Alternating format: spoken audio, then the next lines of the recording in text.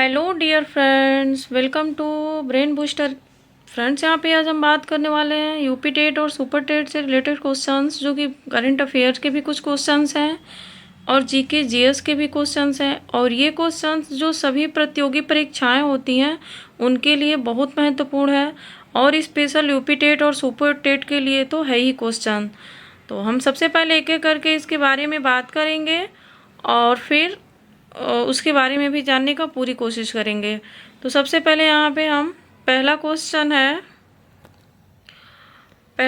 से यहाँ पे है कि भारत में स्वर्ण मंदिर का शहर किसे कहा जाता है? पंजाब को, अमृतसर को, बेंगलुरु को, कोलकाता को। तो यहाँ पे भारत में जो स्वर्ण मंदिर है उसका शहर किसे कहते हैं हम? तो स्वर्ण मंदिर कहाँ है फ्रेंड्स? पंजाब में है। तो यहाँ पे ऑप्शन नंबर ए करेक्ट होगा कि भारत में स्वर्ण मंदिर का शहर पंजाब को कहते हैं। ऑप्शन नंबर ए सही आंसर होगा। नेक्स्ट क्वेश्चंस की बात करते हैं। यहाँ पे दूसरा क्वेश्चन है, भारत में 5 नदियों की भूमि किसे कहा जाता है? पंजाब, हरियाणा, राजस्थान, गुजरात। तो 5 नदियों की भूमि किसे कहते हैं हम? पंजाब को कहते हैं। तो ऑप्शन नंबर ए यहाँ पे करेक्ट आंसर होगा, पंजाब। यहाँ पे 5 नदियों की संगम है, इसलिए हम 5 नदियों की भूमि कहते हैं पंजाब को। कौन कौन से नदी है उसके बारे में हम जान लेते हैं। तो यहाँ पे है झेलम है, चिनाब, रावी, सतलज और ब्यास। पंजाब को भारत का अन्न भंडार भी कहा जाता है। ये भी कॉम्पिटिटिव एग्जाम में पूछा गया था कि पंजाब को भारत का क्या कहा जाता है? तो अन्न भंडार भी कहा जाता है। और ये 5 नदियां हैं जो कि इनके पंजाब में संगम है, इनके मिलती हैं झेलम, चिनाब, रावी, सतलज और ब्यास। तो फ्रेंड्स, क्वेश्चंस बहुत इंपॉर्टेंट हैं और बहुत अच्छे अच्छे क्वेश्चंस हैं। यहाँ पे हम नेक्स्ट क्वेश्चंस की बात करते हैं कि भारत में ब्लू माउंटेन किसे कहा जाता है? पहला ऑप्शन है यहाँ पे हिमालय, और दूसरा ऑप्शन यहाँ पे है गारो पहाड़ी, और तीसरा है खासी पहाड़ी, डी है नीलगिरी पहाड़ी। तो वैसे ही यहाँ क्वेश्चंस में दिया है कि जो ब्लू माउंटेन किसे कहते हैं? तो ब्लू माउंटेन हम फ्रेंड्स कहते हैं नीलगिरी पहाड़ी को। तो फ्रेंड्स, ऑप्शन नंबर डी यहाँ पे करेक्ट आंसर होगा, इसे हम ब्लू माउंटेन कहते हैं। नेक्स्ट क्वेश्चंस की बात करते हैं कि भारत का प्रवेश द्वार किसे कहा जाता है? नागपुर को, संभाजी नगर को, मुंबई को, इनमें से कोई नहीं। तो यहाँ पे जो भारत का प्रवेश द्वार जिसको हम कहते हैं वो है हमारा option number C, correct answer होगा, मुंबई को कहते हैं। अब आते हैं हम नेक्स्ट क्वेश्चन पे, भारत का बगीचा किसे कहा जाता है? चेन्नई को, जमशेदपुर, रांची, बेंगलुरु।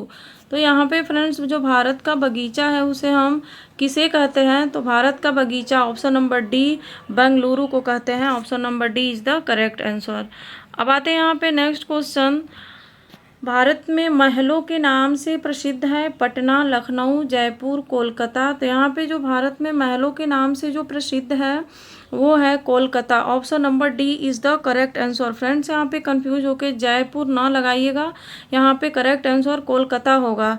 भारत में महलों के नाम से यही प्रसिद्ध है, कोलकाता सिटी। अब आते हैं हम नेक्स्ट क्वेश्चन की बात करते हैं। यहाँ पे है क्वेश्चन,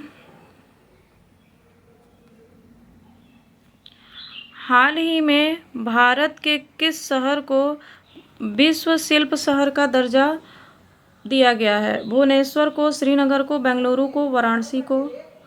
तो यहाँ पे जो भुवनेश्वर, श्रीनगर, बेंगलुरु, वाराणसी है, यहाँ पे हाल ही में भारत के किस शहर को विश्व शिल्प का दर्जा दिया गया है? तो फ्रेंड्स, यहाँ पे सबसे पहले तो मुख्यतः 4 शहर हैं जो विश्व शिल्प शहर का दर्जा मिला हुआ है। कौन कौन 4 शहर हैं पहले उसके बारे में जान लेते हैं। सबसे पहले यहाँ पे मैसूर कहाँ है? कर्नाटक में। मल्लपुरम कहाँ है? तमिलनाडु में। जयपुर राजस्थान, श्रीनगर जम्मू कश्मीर। तो ये जो 4 हैं यहाँ पे, मैसूर, मल्लपुरम, जयपुर, श्रीनगर, ये क्या है कि इनको शिल्प राज्य का दर्जा मिला हुआ है यहाँ पे। तो ऑप्शन नंबर बी करेक्ट होगा, श्रीनगर। नेक्स्ट क्वेश्चन की बात करते हैं। यहाँ पे हाल ही में किस भारतीय शहर को इंटरनेशनल वेटलैंड सिटी टैग के लिए नामित किया गया है? इंदौर, भोपाल, जयपुर, उपर्युक्त सभी। तो इसमें जो ये तीनों शहर है ना, इंदौर और भोपाल और जयपुर, इन तीनों को ही वेटलैंड सिटी टैग के लिए नामित किया गया है। तीनों ऑप्शन करेक्ट होगा, इसलिए ऑप्शन नंबर डी करेक्ट है, उपयुक्त सभी। नेक्स्ट क्वेश्चन की बात करते हैं यहाँ पे कि प्रदेश का तराई क्षेत्र विशेषकर सिद्धार्थनगर में उगाई जाने वाले सुगंधित चावल की किस्म है। सोनाचूर, मसूरी, तृप्ति, काला नमक। यहाँ पे जो प्रदेश का तराई क्षेत्र है वो विशेषकर जो सिद्धार्थनगर में जो उगाई जाती है, जो कि सिद्धार्थनगर जो है ये नेपाल से अपना बॉर्डर से साझा करता है। यहाँ पे ऑप्शन नंबर डी क्या होगा, करेक्ट होगा कि काला नमक। इसमें बहुत सुगंध भी होता है इस चावल में, और इसको जो है तराई क्षेत्र है और इसमें यही चावल उगाई जाती है और जो कि बहुत सुगंधित होता है। तो ये होता है ऑप्शन नंबर डी काला नमक। नेक्स्ट क्वेश्चन की बात करते हैं यहाँ पे प्रदेश का सबसे बड़ा दुग्ध संयंत्र कहाँ स्थापित हुआ है। बहुत इंपॉर्टेंट क्वेश्चन है ये। अलीगढ़ में, कानपुर में, चित्रकूट में, मथुरा में। यहाँ पे ऑप्शन नंबर डी करेक्ट होगा कि सब प्रदेश का जो उत्तर प्रदेश है इसमें सबसे बड़ा दुग्ध संयंत्र Mathura, option number D correct होगा, मथुरा में स्थापित किया गया है। नेक्स्ट क्वेश्चन की बात करते हैं यहाँ पे निम्न में से किस शहर से किसान सम्मान निधि योजना प्रारंभ किया गया था। पहला है झांसी, वाराणसी, गोरखपुर, बलिया। तो जो किसान सम्मान निधि योजना ये क्या होता है कि हर जो है 4 महीने पे 2,000 रुपये मिलते हैं यहाँ पे, तो इसलिए यहाँ पे Gorakhpur option number C correct answer होगा। यहीं पर फ्रेंड्स ये किसान निधि सम्मान योजना प्रारंभ किया गया था। नेक्स्ट क्वेश्चन की बात करते हैं यहाँ पे। अगला क्वेश्चन है कितने वर्षों के अंतराल पर बाघों को गणना की जाती है। 3 वर्ष, 4 वर्ष, 5 और 7 वर्ष। तो यहाँ पे सबसे पहले 4 वर्ष पे की जाती है, option number B correct answer होगा। 4 वर्षों के अंतराल पर बाघों की गणना की जाती है। तो फिलहाल 2022 में इसकी गणना हुई थी, जिसमें सफ़ेद टाइगर नंदन कानन जो कि उड़ीसा में है ये यहाँ पे ज़्यादा होते हैं ये, और royal Bengal tiger Sundarban delta में पाए जाते हैं। और सर्वाधिक अगर पूछे कि बाघ कहाँ है तो मध्य प्रदेश में, और यूपी में कितना है तो 205 है। तो ये फ्रेंड 2022 के जनगणना के अकॉर्डिंग बताया गया है यहाँ पे। तो ये कितने दिन पे होता है बाघों की जनगणना, 4 वर्षों पे होता है, option number B correct answer होगा। बहुत इंपॉर्टेंट ये भी है। अब आते हैं यहाँ पे पंबन द्वीप। पंबन द्वीप के बारे में हम यहाँ पे बात करते हैं कि पंबन द्वीप किस समुद्र तटीय राज्य में स्थित है। आंध्र प्रदेश में, तमिलनाडु में, पश्चिम बंगाल में और महाराष्ट्र में।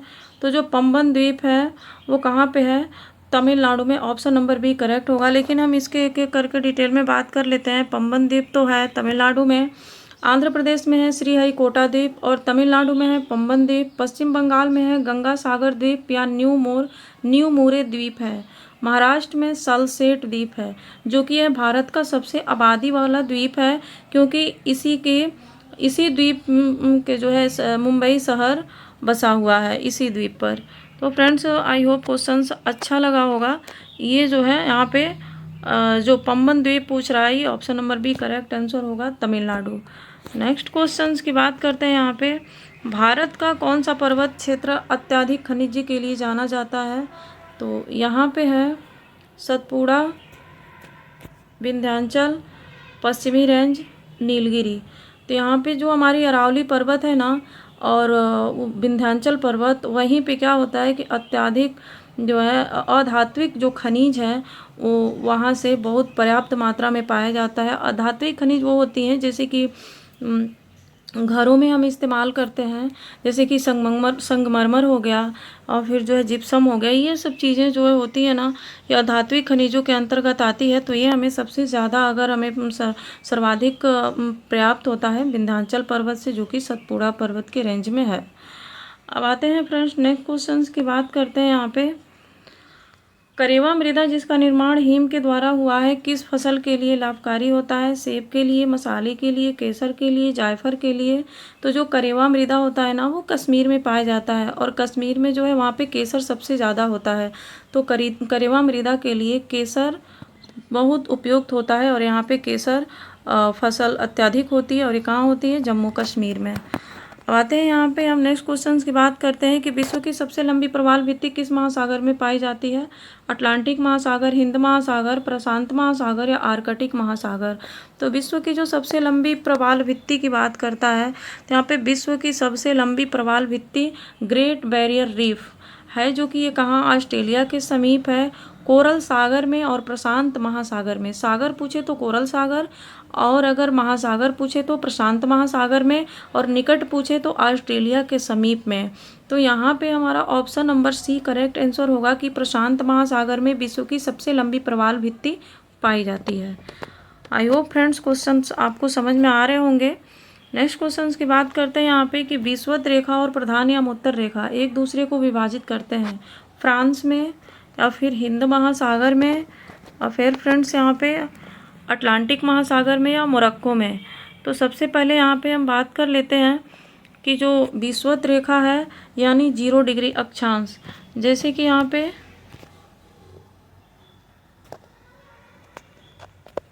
जो विषुवत रेखा है और तो ये विषुवत रेखा जो 0 डिग्री अक्षांश है, और प्रधान या उत्तर रेखा जो यहाँ पे है 0 डिग्री देशांतर। तो ये देशांतर रेखा है और जो अक्षांश रेखा है, इसके बीच में जो यहाँ पे जो बिंदु है जहाँ पे एक दूसरे को काटते हैं, दोनों विषुवत रेखा और प्रधान या उत्तर रेखा, इनकी जो है ये कहाँ पे काटते हैं, तो फ्रेंड्स ये काटते हैं अटलांटिक महासागर में। कहाँ काटते हैं? गिनी की खाड़ी, जो गिनी की खाड़ी है ना, गिनी की खाड़ी में जो अटलांटिक महासागर में है, यहीं काटते हैं विषुवत रेखा और प्रधान या उत्तर रेखा, दोनों एक दूसरे से।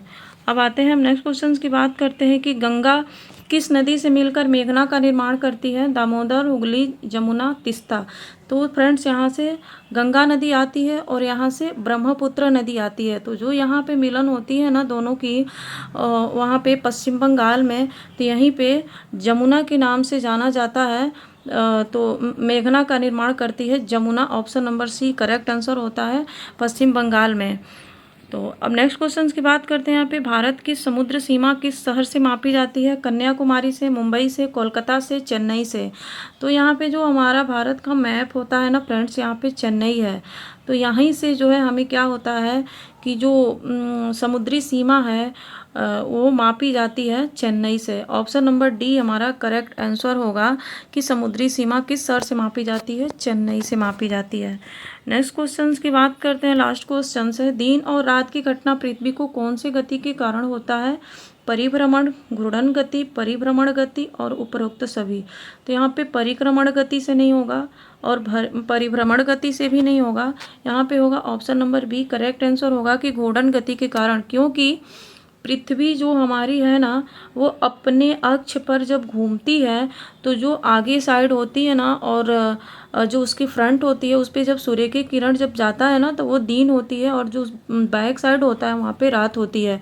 फिर जो है अपने पृथ्वी अक्ष पर जब मूव करती है, अक्ष पर जब घूमती है, उसी को घूर्णन गति कहते हैं। और घूर्णन गति के कारण ही दिन और रात की घटना होती है, और पूरे दिन और रात जो है 24 घंटे के होते हैं। तो फ्रेंड्स आई होप आपको समझ में आया होगा ये क्वेश्चंस। तो हमारी वीडियो को लाइक करें, शेयर करें, ज़्यादा से ज़्यादा शेयर करें फ्रेंड्स अपने फ्रेंड्स ग्रुप में, व्हाट्सएप ग्रुप में, और जो है सब्सक्राइब भी करें। और जो भी टॉपिक पढ़ना उसे कमेंट करके ज़रूर बताएं, और हमारी वीडियो कैसी लगी वो भी कमेंट बॉक्स में ज़रूर कमेंट करें। तो thanks for watching my video.